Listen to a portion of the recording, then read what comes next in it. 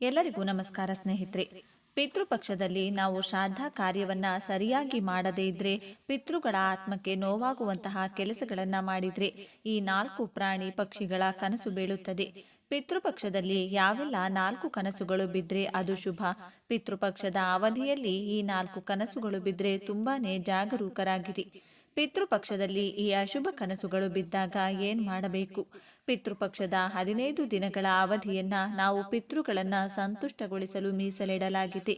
ಪಿತೃಪಕ್ಷದ ಅವಧಿಯಲ್ಲಿ ನಮ್ಮ ಮರಣ ಹೊಂದಿದ ಪಿತೃಗಳ ಆತ್ಮಕ್ಕೆ ಶಾಂತಿಯನ್ನ ನೀಡುವುದಕ್ಕಾಗಿ ಮತ್ತು ಅವರಿಂದ ನಾವು ಪುಣ್ಯವನ್ನ ಪಡೆದುಕೊಳ್ಳುವುದಕ್ಕಾಗಿ ಈ ಅವಧಿಯಲ್ಲಿ ತರ್ಪಣವನ್ನ ಅರ್ಪಿಸಲಾಗುತ್ತದೆ.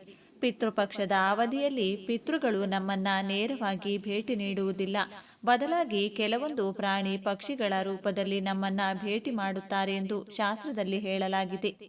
ಇನ್ನು ಸ್ವಪ್ನಶಾಸ್ತ್ರದ ಪ್ರಕಾರ ಪಿತೃಗಳು ಕನಸಿನಲ್ಲಿ ಕಾಣಿಸಿಕೊಳ್ಳುವ ಮೂಲಕ ನಮಗೆ ಕೆಲವೊಂದು ಸೂಚನೆಗಳನ್ನು ನೀಡುತ್ತಾರೆ ಎಂದು ಹೇಳಲಾಗಿದೆ. ಪಿತೃಗಳು ಕನಸಿನಲ್ಲೂ ವಿವಿಧ ಪ್ರಾಣಿ ಪಕ್ಷಿಗಳ ರೂಪದಲ್ಲಿ ಕಾಣಿಸಿಕೊಳ್ಳುವ ಮೂಲಕ ಕೆಲವೊಂದು ಸಂದೇಶಗಳನ್ನು ನೀಡುತ್ತಾರೆ.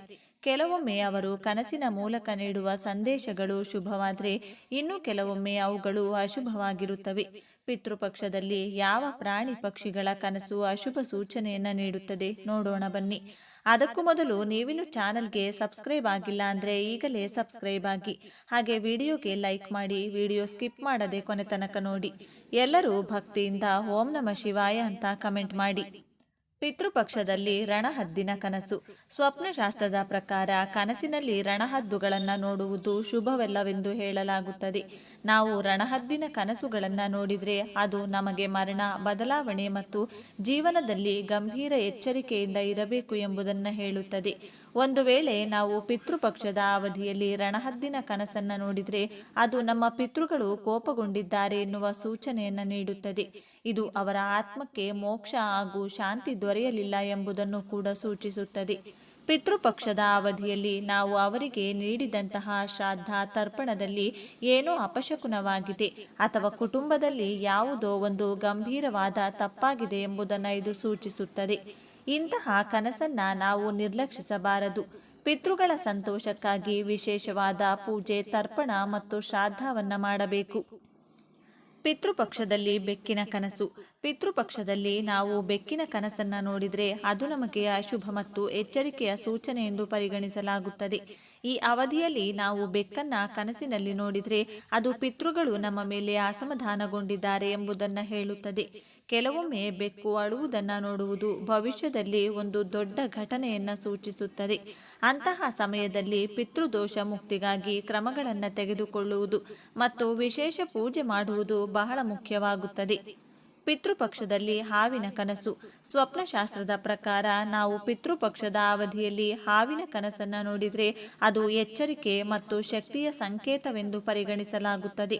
ನೀವು ಪಿತೃಪಕ್ಷದ ಅವಧಿಯಲ್ಲಿ ಹಾವಿನ ಕನಸನ್ನು ನೋಡಿದರೆ ಪಿತೃಗಳು ನಿಮ್ಮ ಮೇಲೆ ಅಸಮಾಧಾನಗೊಂಡಿದ್ದಾರೆ ಎಂಬುದಾಗಿ, ನೀವು ಸರಿಯಾಗಿ ಶ್ರಾದ್ದ, ತರ್ಪಣ ಅಥವಾ ಪಿಂಡದಾನ ಮಾಡದೇ ಇರುವ ಕಾರಣಕ್ಕೆ ಅವರು ಈ ಕನಸನ್ನು ನಿಮಗೆ ನೀಡುತ್ತಾರೆ. ಇಂತಹ ಕನಸುಗಳು ಬಿದ್ದಾಗ ಮೊದಲು ನಿಮ್ಮ ತಪ್ಪನ್ನ ನೀವು ಸರಿಪಡಿಸಿಕೊಳ್ಳಬೇಕು ಮತ್ತು ನಿಮ್ಮ ಕೆಲಸಗಳ ಬಗ್ಗೆ ಜಾಗರೂಕರಾಗಿರಬೇಕು. ಪಿತೃಪಕ್ಷದಲ್ಲಿ ಕಾಗೆಯ ಕನಸು. ಕಾಗೆಯನ್ನ ಸಾಮಾನ್ಯವಾಗಿ ಪೂರ್ವಜರ ಉಪಸ್ಥಿತಿಯ ಸಂಕೇತವೆಂದು ಪರಿಗಣಿಸಲಾಗುತ್ತದೆ. ಆದರೆ ಪಿತೃಪಕ್ಷದ ಸಮಯದಲ್ಲಿ ಕನಸಿನಲ್ಲಿ ಕಾಗೆಯನ್ನ ನೋಡುವುದು ಶುಭವಲ್ಲ. ಇದರರ್ಥ ನಿಮ್ಮ ಪೂರ್ವಜರು ನಿಮ್ಮ ಕೆಲಸಗಳಿಂದ ತೃಪ್ತರಾಗಿಲ್ಲ ಮತ್ತು ಅವರ ಆತ್ಮವು ಶಾಂತಿಯನ್ನ ಹುಡುಕುತ್ತಿದೆ ಎಂಬುದನ್ನು ಹೇಳುತ್ತದೆ. ನಿಮ್ಮ ಶ್ರಾದ್ದ ಮತ್ತು ತರ್ಪಣ ಕರ್ಮದ ಬಗ್ಗೆ ನೀವು ವಿಶೇಷ ಗಮನ ಹರಿಸಬೇಕು ಎಂಬುದನ್ನು ಇದು ಸೂಚಿಸುತ್ತದೆ.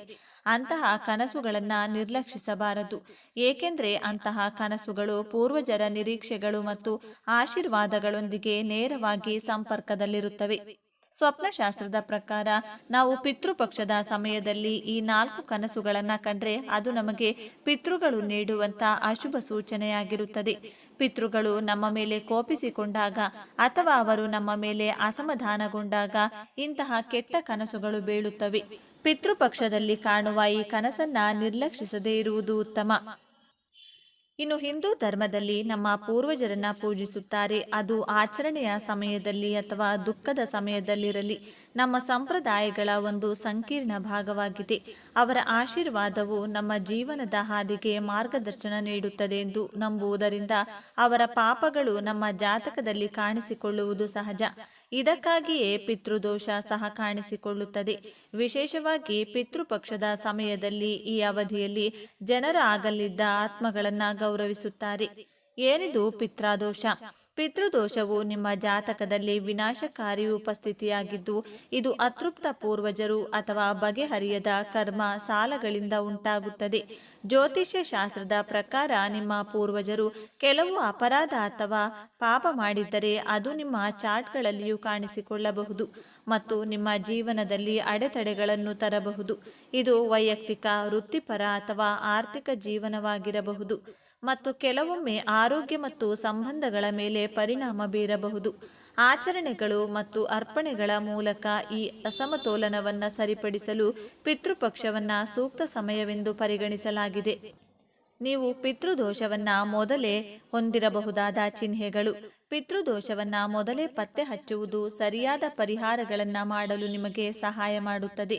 ಕೆಲವು ಸಾಮಾನ್ಯ ಚಿಹ್ನೆಗಳು ಹೀಗಿವೆ. ಕುಟುಂಬ ಅಥವಾ ಸಂಬಂಧದ ಸಮಸ್ಯೆಗಳು. ನೀವು ಆಗಾಗ್ಗೆ ವಿವಾದಗಳು, ಹದಗೆಟ್ಟ ಸಂಬಂಧಗಳು ಅಥವಾ ಕುಟುಂಬದಲ್ಲಿ ಸಾಮರಸ್ಯದ ಕೊರತೆಯನ್ನು ಎದುರಿಸುತ್ತಿದ್ದರೆ ಅದು ನಿಮ್ಮ ಜಾತಕದಲ್ಲಿ ಪಿತೃದೋಷದ ಬಗ್ಗೆ ಸುಳಿವು ನೀಡಬಹುದು. ಆರ್ಥಿಕ ಅಸ್ಥಿರತೆ. ಅನಿರೀಕ್ಷಿತ ನಷ್ಟವನ್ನು ಎದುರಿಸುತ್ತಿದ್ದೀರಾ? ಹಠಾತ್ ಸಾಲಗಳ ಅಡಿಯಲ್ಲಿ ಅಥವಾ ಸರಿಯಾದ ವೃತ್ತಿ ಜೀವನದ ಮಾರ್ಗವನ್ನು ಕಂಡುಹಿಡಿಯಲು ಸಾಧ್ಯವಾಗುತ್ತಿಲ್ಲವೇ? ಇವು ಪಿತೃದೋಷದ ಚಿಹ್ನೆಗಳೆಂದು ಹೇಳಲಾಗುತ್ತದೆ.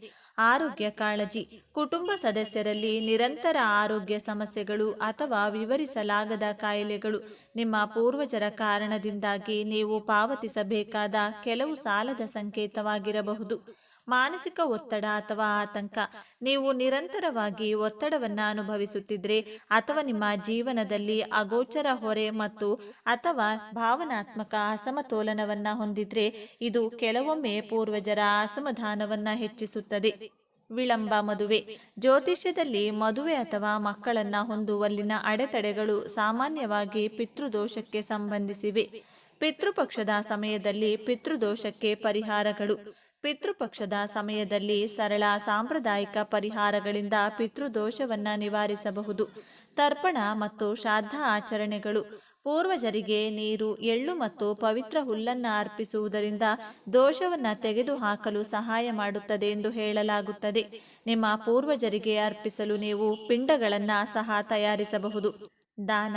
ಬಡವರಿಗೆ ನೀಡುವುದು, ಹಸುಗಳಿಗೆ ಆಹಾರವನ್ನು ನೀಡುವುದು ಅಥವಾ ಬಟ್ಟೆ ಮತ್ತು ಧಾನ್ಯಗಳನ್ನು ದಾನ ಮಾಡುವುದು ಹೆಚ್ಚು ಶಿಫಾರಸು ಮಾಡಲಾಗಿದೆ. ದೀಪವನ್ನು ಬೆಳಗಿಸುವುದು. ಮಂದಿರದಲ್ಲಿ ದೀಪವನ್ನು ಬೆಳಗಿಸುವುದರಿಂದ ಯಾವುದೇ ದಿನ ನಿಮ್ಮ ಮನೆಗೆ ಶಾಂತಿ ಸಿಗುತ್ತದೆಯಾದರೂ ನಿಮ್ಮ ಮನೆಯ ದಕ್ಷಿಣ ಮೂಲೆಯಲ್ಲಿ ದೀಪಗಳನ್ನು ಬೆಳಗಿಸುವುದರಿಂದ ಪಿತೃದೋಷವನ್ನು ನಿವಾರಿಸುತ್ತದೆ ಎಂದು ನಂಬಿಕೆಗಳು ಸೂಚಿಸುತ್ತವೆ.